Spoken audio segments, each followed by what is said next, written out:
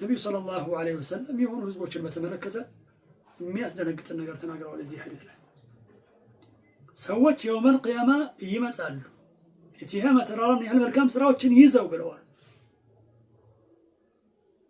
ነገር ግን አላህ ሱብሓነሁ ወተዓላ ፈየጅዐሉሃ አላሁ ዐዘ ወጀለ ሀባእን መንሱራ የተበተነች ብናኝ አቧራ ያደርጋታል። አላህ ሱብሓነሁ ወተዓላ ዋጋ የሌላት ያደርጋታል።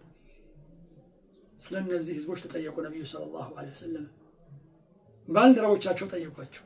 ምን አሉ? ኢኽዋኑኩም ወሚን ጅልደቲኩም ወየኹዙነ ሚነል ለይሊ ከማ ተእኹዙነ ወላኪነሁም አቅዋሙን ኢዛ ኸለው ቢመሓሪሚላሂ ኢንተሀኩሃ የእናንተ አምሳያ የሆኑ ወንድሞቻችሁ ናቸው ብለዋል። ከሌሊት እንደምትወስዱት እነሱም ይወስዳሉ፣ ሌሊት እንደምትቆሙት እነሱም ይቆማሉ።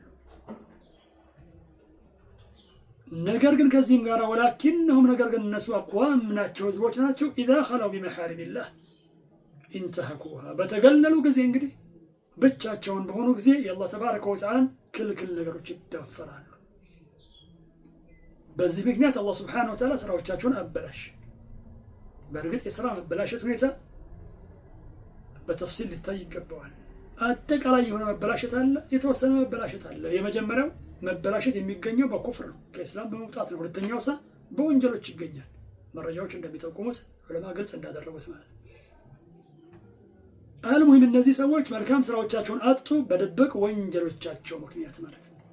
طيب እዚህ ላይ ጥያቄ ሊነሳ ይችላል። ነብዩ ሰለላሁ ዐለይሂ ወሰለም የኔ ኡማ ምህረትን የሚያገኙ ናቸው፣ የአላህ ሱብሓነሁ ወተዓላ ምህረት የሚያገኙ ናቸው ብለዋል። ማን ሲቀር? ወንጀሉን ግልጽ የሚያደርገው ሙጃሂሩ ሲቀር ማለት ነው።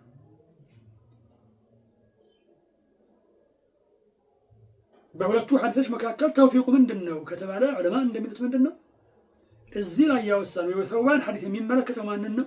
ነገራቸው ይሄ የሆኑን ሰዎች ነው። በተገለሉ ቁጥር የአላህ ሱብሓነሁ ወተዓላ ህግጋቶች ይጠሳሉ፣ ሐራም ነገሮች ውስጥ ይገባሉ። ላ ይባሉን ግድ የላቸውም በጭራሽ። እዚህ ደረጃ ላይ የደረሱ እንደሆነ ጊዜያቸው እነሱን የሚነካ ይሆናል ነው። አላህ ሱብሓነሁ ወተዓላ ስራዎቻቸውን ያበላሻል። እዚህ እንደምንመለከተው አሁን እነዚህ ሰዎች ሌሊትን እንኳን የሚቆሙ ናቸው። እንግዲህ ሌሊት ይቆማሉ ከተባለ ሌሎች ስራዎችም ይኖሯቸዋል ያለምንም ጥርጥር። ነገር ግን ከዚህም ጋር ሰዎቹ የድብቅ ወንጀሎችን የሚዳፈሩ ነበሩና አላህ ሱብሓነሁ ወተዓላ በዚህ ምክንያት ስራዎቻቸውን አበላሽ። ሙራቀባ እጅጉን ያስፈልጋል። አላህ ሱብሓነሁ ወተዓላ ስራዎቻችን ይቀበል ዘንድ ኻቲማችን ያምር ዘንድ ስራዎቻችን አይበላሹ ዘንድ ማለት ነው። አላህ ሱብሓነሁ ወተዓላ ይወፍቀን። ወላሁ ተዓላ አዕለም። ወሰላሙ አለይኩም ወረሕመቱላሂ ወበረካቱሁ።